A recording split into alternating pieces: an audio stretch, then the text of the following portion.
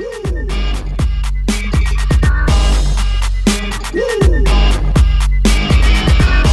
into the spotlight.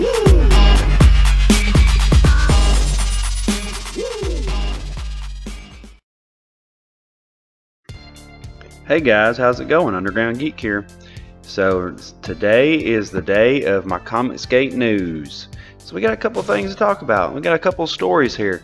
And if I miss anything, I'm sorry, but I'm trying to cover all the big stories, let you know the main facts about what's going on during the week, so that you don't have to watch 15 videos and you can just watch one. Now, to start things off, I want to start with Brian Michael Bendis. He's had a lot of things going on here lately. He left Marvel, went to DC, and with DC, one of the first things he's working on is a story for Action Comics 1000. They're going to have a couple different stories in there, and what I really laugh at is the fact that Forbes magazine is now doing stories on comic books. Did you ever think that would happen, that Forbes magazine would be talking about DC Comics? It's just so funny. But it also makes you wonder if like comics is getting to be a big thing. So mainstream. I don't know if it's a good thing if it's so mainstream. But it says award-winning fan favorite writer Brian Michael Bendis, that's, you know, arguable right there, has joined DC Entertainment and will be taking over writing duties on DC's monthly Superman and Action Comics titles. So he's going to be writing Superman and Action Comics.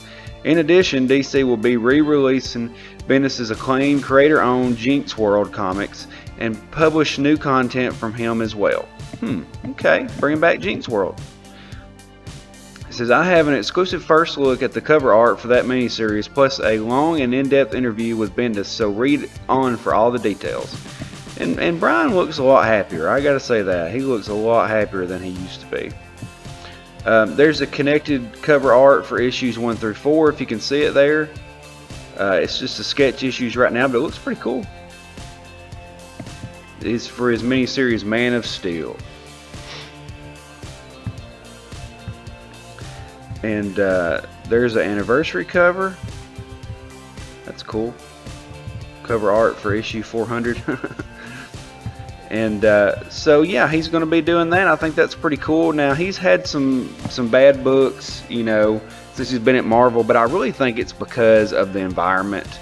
He's in a rut over there. People are not nice at Marvel. They're not. And it pulls the energy out of you. And then you can't be very creative when you don't have any energy left.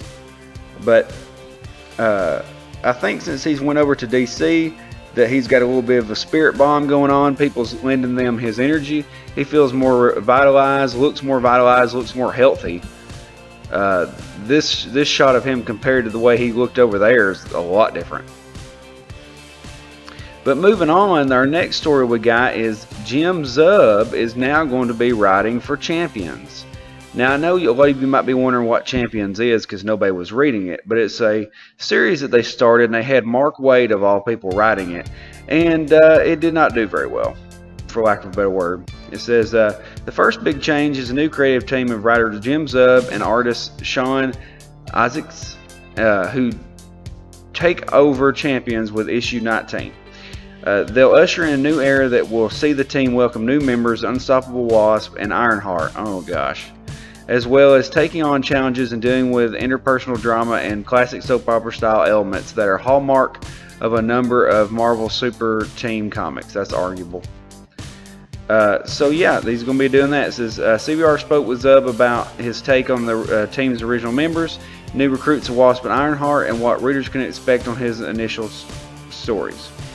And he says, I love the youthful energy and sense of possibility inherent in Champions. They're go-getters, they're explorers, they're still trying to find their way in the world. This is a cast of characters who don't have dozens and dozens of stories on their belts, so it really stake our claim and affect them as unexpected ways that will last. Okay. And see, that could be a good thing or a bad thing. These people need to be gone. They need to be in their own book, together on a team. That's what you need to do. They don't need to have their own stories. They're not big enough characters. So we'll see what happens with that. I'm kind of interested now. I mean, nobody really likes Champions, but it's because Mark Waid was on it. And I think it's funny the fact that they don't even really bring up Mark Waid in the story at all. Oh man, you know he was so pissed. But moving on, our next story is, since Bleeding Cool doesn't know who is buying and selling companies, Bounding into Comics will tell you. It says DMG Entertainment buys Valiant Entertainment. So DMG has bought Valiant Comics. It says filmmaker Dan Mitz has just bought Valiant Entertainment with incorporating the company into his Beverly Hills-based DMG Entertainment. Mitz has previously held a significant stake in Valiant since 2014, but now takes complete ownership of the company and its more than 2,000 characters, including XO Man-O-War, Bloodshot, Eternal Warrior, Ninjak, Harbinger, and more. Our priority is to build up Valiant's vast universe of characters from a filmmaker's perspective. So you know what they're getting ready to do. They're getting ready to start making movies. So this is kind of cool. We might start seeing some Valiant movies coming out. Very, very cool. Very, very cool. I'm excited to see what they're going to do. I don't read a whole lot of Valiant, but that doesn't mean the stories aren't good. It says Valiant already has a number of movies in development, including Bloodshot and Harbinger feature films with Sony Pictures and original film. Vin Diesel is the latest actor rumored to become the nanite-infused powerhouse Bloodshot. Ooh! A Quantum and Woody television show with Avengers Infinity War directors Joe and Anthony Russo producing. Oh!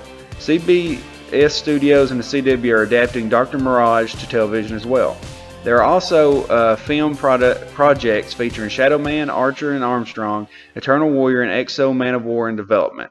Guardians of the Galaxy star and WWE legend Dave Bautista is attached to star in Eternal Warrior. Oh, that's pretty cool. This is going to be good, guys. I think this is something big that's coming. But yeah, so that's all on that one. But I do think it's funny the fact that Bleeding Cool released a story and didn't even know who was buying it. It was pretty much just hearsay. Alright, so in other news, Stan Lee, 95, feeling great after returning from hospital. Now, I was on a live stream the other day when somebody was making comments about it in the comment section, talking about, you know, Stan Lee was in a hospital. I was like, oh no. Because if any of you know, Stan Lee has been in a hospital, or has been in trouble here lately on these scandalous rumors of sexual assault between other people, and with his nurses. And it's extremely sad, and I was telling everybody that I was really worried about this because I figured this would end up killing him since he was so old and his wife had just died, and he didn't really have a whole lot going on that he needed to live for, so to speak, as being an old man with your wife dying. And then all this defamatory stuff started to come out. I said, oh no. So when they said he went to the hospital, I was really worried. But he says, I'm glad I spent that evening in the hospital. It did me a lot of good. It probably did my fans a lot of good. It kept me off their backs for the evening. But I'm feeling good now, and I can't wait to get in there and tangle with all the competition. So that's great to hear. It says a day earlier, Lee appeared to be in good spirits as he attended the premiere of Marvel's Black Panther movie, but he faces reports of poor health in the past. The co-creator of Marvel canceled appearances at Salt Lake City Comic-Con and Big Apple Comic-Con last year reportedly due to health issues. I mean, he's 95 years old. He's getting older. It says, according to a January report by Daily Mail, nurses alleged Lee reportedly groped and harassed him, asking for oral sex while showering, and would walk around naked. Lee denied the allegations, according to a statement from his rep published by the Mail. I don't really care. He's 95 years old. But in other news, Ethan Van Sciver, the resident comic book uncle, the nicest person that you'll ever talk to, the one that actually talked to me on Periscope for the first time and had no idea who it was, and said, hey, I watched your video the other day on your review of Green Lantern. I really appreciate it. And I was like, oh wow. And it's been nice for me ever since. I actually own some of his art. I mean, he's an extremely nice guy. He's always nice when you talk to him on Twitter. Well, here lately you have these bullies, these defamatory idiots going on there making comments about him. And basically trying to call him a Nazi, trying to call him everything else, you know, because he's right-wing and they can't stand that he's not locked in step with the rest of the group thinkers. They can't take it, so they had to go after him and try to shut him down. And it actually got so bad that the other day he actually deactivated his Twitter account, because he says, I make more money on YouTube and making comic books than I do on Twitter. I make $0. He said all it does is drain my energy and give these people ammunition to bother me. So he left. and which is really sad because we really like to interact with him. But Twitter makes you no money. Makes you no money, so it does not matter. But here's an article here that someone had wrote, because Bleeding Cool actually went out and made a terrible defamatory article against him. Actually went and talked to the people that are accusing him of being a Nazi instead of actually talking to Van Sciver, and then used a 10-year-old picture as the picture for the article. I mean, these people don't even try anymore. But the Daily Caller here says, SJWs threaten conservative DC Comics artists with violence. Ooh, wonder what this is about. It says, Van Sciver was previously targeted for an attack during a visit to the Gotham City Pizza in Orlando, Florida. The restaurant was vandalized a day after his visit following months of threats on social media. It says the artist was subject to threats this week from Doom Rocket editor Jared Jones and comics fan Chunk Kelly. It says the publication reports that Jones penned a post on Facebook referring to a freelance writer's plans to write a hit piece on Van Sciver for the Atlantic. And it turned out the guy didn't even work for Atlantic. That's all they are, is a bunch of liars. Because you see right here in this tweet, it says, at Ethan Van Sciver, and this is the guy, you know, the head over there at Atlantic. He says, at Ethan Van Sciver, for your awareness, the writer in question is not an employee of the Atlantic, nor is he on assignment for the Atlantic. Thank you. It says, the post promoted a reply by Chunk Kelly, who asked if Van Sciver had any plans to attend the this is the Facebook status they're talking about, by the way. It says, had any attempts to plans to attend Emerald City Comic Con in Seattle.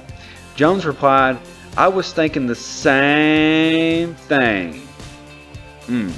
Following it up with the words, cracks knuckles. Wow.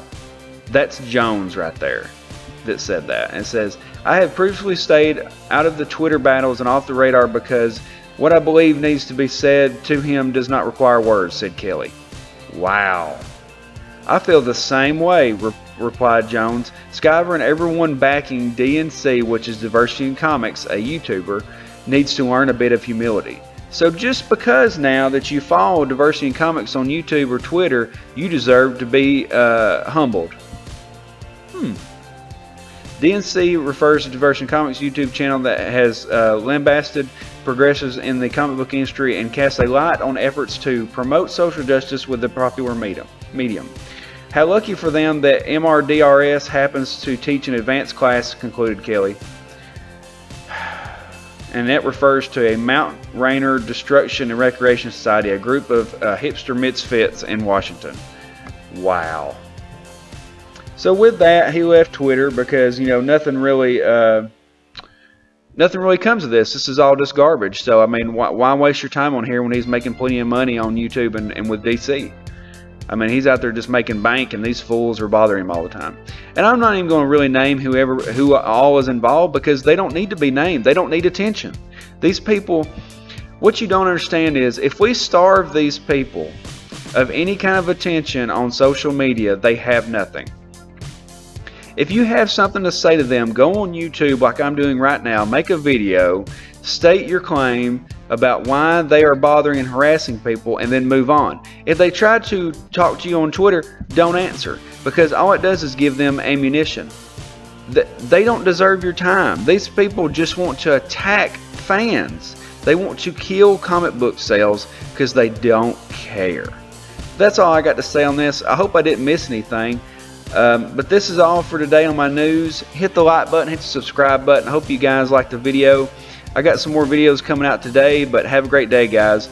That's all for Comicsgate News. Underground Geek out. I wish I knew you when I was young.